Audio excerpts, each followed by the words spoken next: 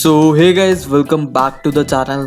Let's start with Unit 3 of your class 10th IT, that is ICT skills. तो तुम्हारे syllabus का part A का unit 3 that is ICT skills इस video में cover हो रहा होगा। तो यार ये सारे टॉपिक्स इस वीडियो में कवर हो रहे होंगे।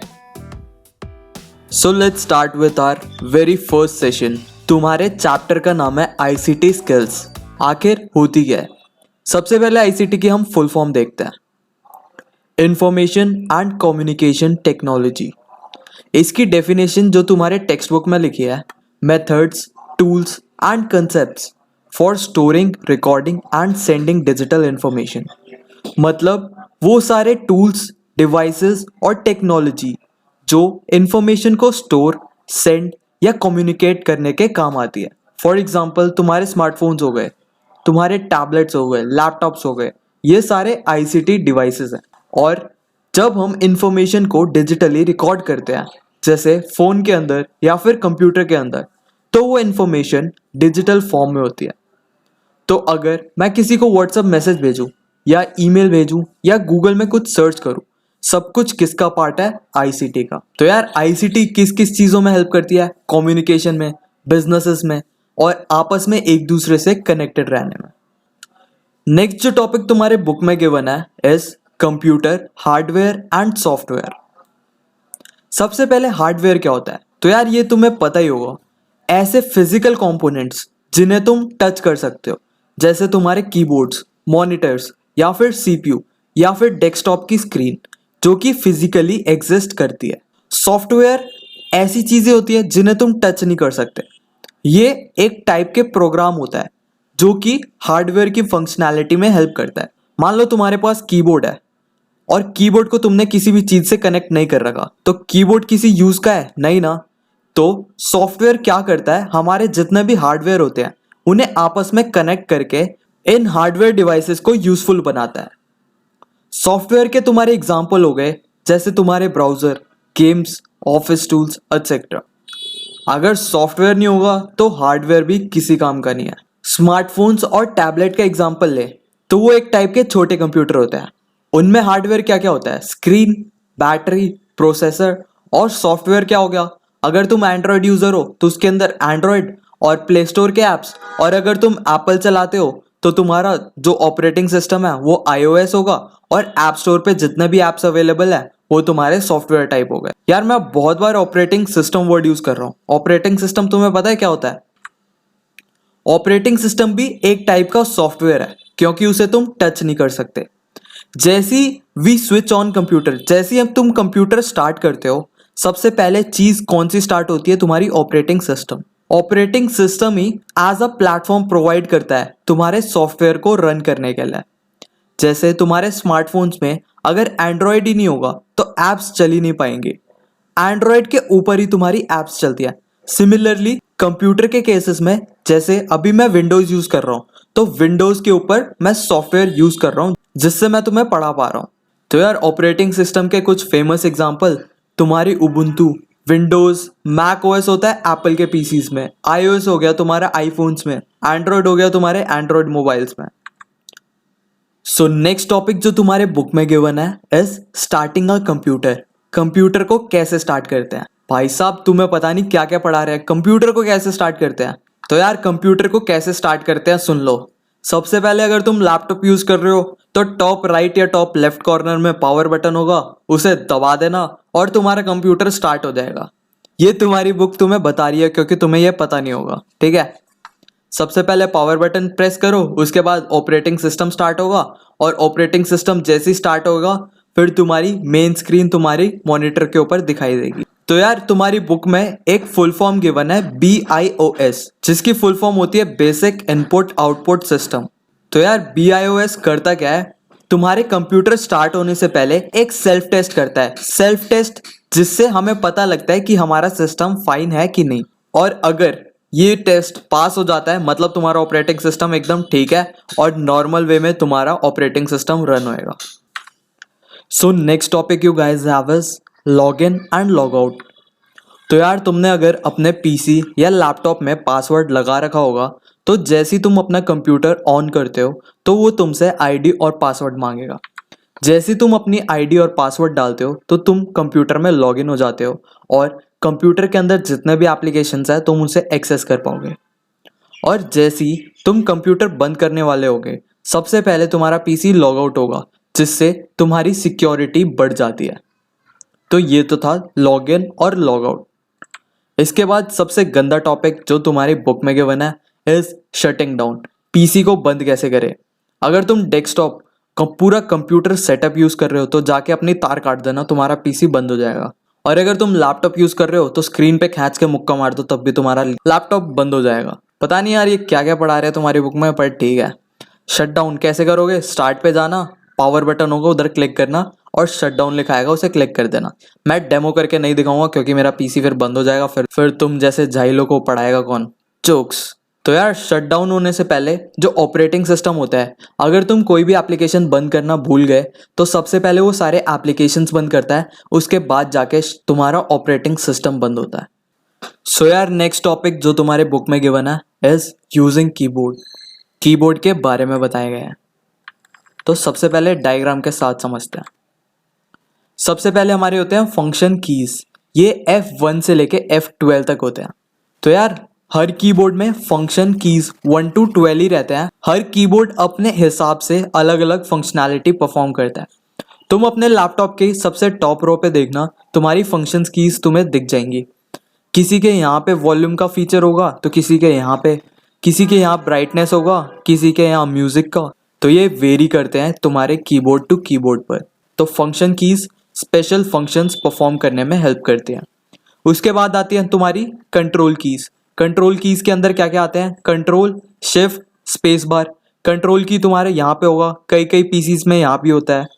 उसके बाद शिफ्ट। शिफ्ट एक तुम्हारा लेफ्ट में भी होता है, राइट में भी होता है। उसके बाद स्पेस बार, सबसे बड़ी डंडी होती है स्पेस बार की। उसके बाद ऑल्ट की। ऑल्ट की तुम्हारे स्पेस के बगल में भी मिल जाएगी, यहाँ पर भी मिल जाएगी। उसके बाद कैप्स लॉक। कैप्स लॉक तुम्हें यहाँ कहीं दिखेगा, ये कीबोर्ड छोटा वाला है तो इसमें नहीं दिख रहा। उसके बाद टैब की। तो टैब की ये रही। अब सबका जल्दी जल्दी काम बता दूं तो यार कंट्रोल हेल्प करता है शॉर्टकट्स में, जैसे कंट्रोल सी से कॉपी हो जाता है, कंट्रोल वी से पेस्ट हो जाता है। तो यार शिफ्ट अगर तुमने यूज करी हो तो शिफ्ट के साथ कोई भी तुम अल्फाबेट प्रेस करोगे तो वो कैप्स लेटर में आएगा। तो यार ऑल्ट भी सेम कंट्रोल की तरह शॉर्टकट्स में यूज आता है। कैप्स लॉक अगर तुम प्रेस करोगे तो जितने भी कीज होंगी तुम्हारी कैपिटल लेटर में प्रेस होंगी। टैब से तुम कोई भी लाइन लिख रहे हो, अगर थोड़ा आगे राइट साइड शिफ्ट करना है तो तुम टैब दबा दो। उसके बाद एंटर बटन। एंटर बटन ये रहा। एंटर बटन प्रेस करते क्या होता है, कोई भी चीज सेलेक्ट हो जाती है, या फिर अगर तुम टाइप कर रहे हो एंटर दबाओगे तो नई लाइन में तुम्हारा कर्सर चला जाता है। उसके बाद पंक्चुएशन कीज तुम्हें ही पता है, जैसे ये रही सिंबल्स हो गए अलग अलग तरह के, less than, greater than, comma, फिर फुल स्टॉप। उसके बाद नेविगेशन कीज। नेविगेशन कीज मतलब अगर तुम किसी लाइन हो दूसरी लाइन में जाना है तो कैसे जाओगे, एरो कीज होती है, एरो कीज ये रही। उसके बाद तुम्हारे कीबोर्ड पे एक होम बटन होगा। होम बटन जैसे ही दबाओगे तुम अपनी लाइन की स्टार्टिंग में पहुंच जाओगे। एंड बटन प्रेस करते ही तुम अपनी लाइन के एंड पे पहुंच जाओगे। पेज अप, पेज डाउन, अगर तुम पीडीएफ को यूज कर रहे हो, जैसी पेज अप पे प्रेस करोगे तो तुम्हारा पहले वाला पेज खुल जाएगा और जैसी पेज डाउन पे क्लिक करोगे तो तुम्हारा नेक्स्ट पेज आ जाएगा। उसके बाद कमांड कीज। बैक स्पेस तो हो गया तुम्हारा, कैरेक्टर रिमूव करता है राइट टू लेफ्ट, इसी का अपोजिट होता है डिलीट, ये left to right character delete करता है। उसके बाद विंडोज की से स्टार्ट मेन्यू प्रेस हो जाता है। जो नेक्स्ट टॉपिक हमें कवर करना है इज माउस को कैसे यूज करना है। तो सबसे पहले पॉइंट एंड क्लिक। माउस किसके लिए यूज होता है, किसी भी चीज को पॉइंट करने के लिए। जैसे कर्सर को तुम कहीं पर भी ले जाओ और उस आइटम को ओपन कर लो, डबल क्लिक करोगे लेफ्ट से तो भी ओपन हो जाएगा, या राइट साइड क्लिक कर कर भी ओपन तुम कर सकते हो। उसके बाद रोल ओवर या होवर। होवर मतलब किसी की चीज के ऊपर ले जाना, जैसे अभी मेरा कर्सर, अब मैं इधर ले गया, अब मैं इधर ले गया, तो इससे हम किसी भी चीज की डिटेल देख सकते हैं उसके ऊपर होवर कर कर। उसके बाद हो गया ड्रैग एंड ड्रॉप। तुमने अगर कभी फोल्डर मूव करा है तो माउस को क्लिक कर कर फोल्डर तुम मूव कर सकते हो। उसके बाद डबल क्लिक। जैसे ही डबल क्लिक करोगे किसी भी फोल्डर या फाइल पे तो वो ओपन हो जाएगा। उसके बाद माउस पे तुम्हारा एक स्क्रॉल बार भी होता है, ये रहा स्क्रॉल बार। जैसे ही इसे घुमाओगे तो तुम्हारी स्क्रीन ऊपर नीचे नेविगेट होएगी। So this was your session 1। तुम्हारे टेक्स्ट बुक के अंदर जितने भी टॉपिक्स हैं हमने काफी डिटेल में कवर कर लिया। Let's move to session number 2। तो सेशन 2 में सबसे पहला टॉपिक है creating a file and folder. इसका डेमो कर देखते हैं। ये रही हमारी डेस्कटॉप की स्क्रीन। अब जैसे ही तुम राइट क्लिक करोगे इधर न्यू का बटन आएगा, न्यू पे फोल्डर क्लिक कर दोगे तो तुम्हारा फोल्डर बन जाएगा। इधर तुम कुछ भी नाम दे सकते हो। फोल्डर बन गया। अब फोल्डर पे जैसे ही तुम डबल क्लिक करोगे ये खुल जाएगा। अब इसके अंदर तुम्हें फाइल बनानी है, दोबारा लेफ्ट क्लिक, फिर न्यू पे जाके इधर आ जाओ, बना लो एक टेक्स्ट डॉक्यूमेंट। इसका नाम तुम कुछ भी दे सकते हो। इसका नाम जैसे देते हैं क्लास 10th IT, हमने नाम दे दिया। अब इस फाइल को ओपन कर लो, फाइल ओपन हो गई। इधर तुम कुछ भी लिख सकते हो। तो हमने फाइल बनानी सीख ली। किसी भी फोल्डर में आके लेफ्ट क्लिक करोगे, यहाँ न्यू बटन पे क्लिक करोगे, यहाँ फाइल बन जाएगी। और फोल्डर बनाना है तब भी सेम प्रोसेस, न्यू पर जाकर फोल्डर। हमने डेस्कटॉप पे फोल्डर बनाया था। साथ में मैं तुम्हें माउस का भी काम दिखा देता हूँ। अभी मैंने लेफ्ट क्लिक दबाकर इसे ऐसे ऐसे पुल कर मैं कहीं भी रख सकता हूँ। और इसे ओपन करना है तो मैं डबल लेफ्ट क्लिक करूंगा तो ये ओपन हो जाएगा। राइट क्लिक से भी ओपन हो सकता है। जैसे हमने राइट क्लिक करा, इधर ओपन का बटन आ गया। ओपन पे जैसे ही प्रेस करेंगे तो दोबारा फोल्डर खुल जाएगा। तो इधर हमने क्या क्या सीखा, फोल्डर बनाते कैसे हैं, फोल्डर के अंदर फाइल कैसे बनाते हैं, और माउस कैसे यूज करते हैं। So let's move to our next session. तो इस सेशन में पूरा ये गिवन है कि तुम अपने डिवाइसेस की केयर कैसे कर सकते हो। सबसे पहले अपने डिवाइसेस को हमेशा क्लीन रखो। कीबोर्ड है, कीबोर्ड को सॉफ्ट ब्रश से हमेशा साफ करके रखा करो, उसके अंदर डस्ट पार्टिकल्स इजीली कलेक्ट हो जाते हैं। स्क्रीन जो है, स्क्रीन को सॉफ्ट क्लॉथ से हमेशा साफ करके रखा करो। एक स्टडी आई थी कि तुम्हारी टॉयलेट सीट से ज़्यादा तुम्हारे फ़ोन की स्क्रीन गंदी होती है, तो रेगुलरली अपने फ़ोन की भी स्क्रीन साफ करा करो। उसके बाद फूड एंड ड्रिंक्स, अपने जितने भी फूड और ड्रिंक्स है लैपटॉप, पीसी और फ़ोन से दूर रखा करो, क्योंकि उसके अंदर के लिक्विड्स तुम्हारे फ़ोन और पीसी के अंदर जा सकते हैं। फोर्थ हो गया हैंडल केयरफुली, अपनी चीज़ों को ध्यान से रखा करो, ड्रॉप करने से अवॉइड करा करो। हमेशा बैग यूज़ करा करो अगर तुम लैपटॉप इधर से उधर ले जा रहे हो। तो तुमने नोटिस करा होगा काफ़ी देर अगर तुम फ़ोन यूज़ करते हो तो तुम्हारा फ़ोन गर्म होने लगता है। तो ओवर हीटिंग को अवॉइड करा करो, क्योंकि इससे तुम्हारे फ़ोन के कंपोनेंट्स बर्न हो सकते हैं। सेम विथ लैपटॉप, रेगुलर उन्हें या तो स्लीप मोड पे डाल दिया करो या यूज़ कर थोड़ी देर ब्रेक पे डाल दिया करो। उसके बाद बैटरी केयर, ऐसा मत करा करो कि तुम अपना फ़ोन चार्ज में लगा रखा है तुमने और गेम खेले जा रहे हो। इससे तुम्हारी बैटरी कंफ्यूज हो जाएगी कि बैटरी चार्ज हो रही है ड्रेन हो रही है। कभी भी बैटरी को ओवर चार्ज मत करा करो। डिवाइसेस को अगर कनेक्ट करते हो तो पिन जो स्लॉट होता है ढंग से इंसर्ट करा करो। एक साथ मल्टीपल प्रोग्राम्स रन करने से अवॉइड करा करो। तो यार सेकंड हो गया मेंटेनेंस शेड्यूल। हमेशा महीने में एक बार लैपटॉप या फ़ोन को डीप क्लीन करा करो। अपने बैकअप्स अच्छे से रखा करो। जितने भी तुम्हारी फ़ोन या पीसी के अंदर जंक फाइल्स हैं उन्हें डिलीट कर दिया करो मेमोरीज से। इससे तुम्हारा फ़ोन फास्ट भी होगा और फालतू की मेमोरी भी वेस्ट नहीं होगी। उसके बाद डेटा का बैकअप रखा करो कि इन केस भगवान ना करे तुम्हारा फ़ोन या लैपटॉप चोरी हो गया तो कहीं ना कहीं तुम्हारा डेटा स्टोर रहेगा। उसके बाद हमेशा वायरसेस और जितने भी फालतू ऐप्स वगैरह होती हैं उनको चेक करते रहा करो, डिलीट करो और एंटीवायरस इंस्टॉल कर लो अपने पीसी में, जिससे अगर वायरस आ भी गया तो वो डिटेक्ट करके डिलीट करने में तुम्हारी हेल्प करेगा। उसके बाद इन चीज़ों से तुम्हारा क्या होगा, परफॉर्मेंस इंक्रीज होएगी। स्पैम तुमने देखा होगा, बहुत अननोन नंबर से तुम्हारे टेक्स्ट मैसेज आते रहते हैं। अगर तुम ईमेल यूज़ करते हो तो कंपनीज अपनी प्रमोशन करने के लिए बहुत सारी ईमेल भेजती रहती है। इससे होता क्या है, तुम्हारी जितनी भी स्टोरेज होती है वो फुल हो जाती है। इसलिए तुम अपना स्पैम फोल्डर भी चेक करा करो और जो भी फालतू मेल या मैसेज है सबको डिलीट कर दिया करो। So this was your session number 3। इसके बाद लास्ट सेशन तुम्हारा है सेशन नंबर 4। टॉपिक का नाम है वाई सिक्योरिटी इज इम्पॉर्टेंट। अगर तुम ICT डिवाइसेस यूज कर रहे हो तो सिक्योरिटी क्यों इंपॉर्टेंट है, क्योंकि कंप्यूटर के अंदर तुम्हारी पर्सनल फोटोज, तुम्हारा पर्सनल डेटा, अगर तुम UPI पेमेंट ऐप वगैरह यूज करते हो तो फाइनेंशियल डेटा भी स्टोर्ड होता है और तुम्हारी मेडिकल इंफॉर्मेशन, तुम्हारी प्राइवेट पिक्चर्स, बहुत कुछ कहाँ स्टोर होती है, तुम्हारे कंप्यूटर, तुम्हारे फ़ोन में।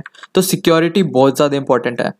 अगर तुम्हारी इन्फॉर्मेशन लीक हो गई या किसी ने चुरा ली तो वो उस इन्फॉर्मेशन का बहुत नेक्स्ट लेवल पे मिसयूज़ कर सकता है, तुम्हें ब्लैकमेल कर सकता है। यूपीआई इन्फॉर्मेशन लीक हो गई तो तुम्हारे बैंक को वो डायरेक्ट एक्सेस कर सकता है, तुम्हारी आइडेंटिटी थेफ्ट कर सकता है। मान लो तुम्हारे फ़ोन से किसी ने तुम्हारा आधार कार्ड यूज़ करा, उससे एक सिम बाय कर ली और उस सिम से वो दूसरों के साथ स्कैम करता है।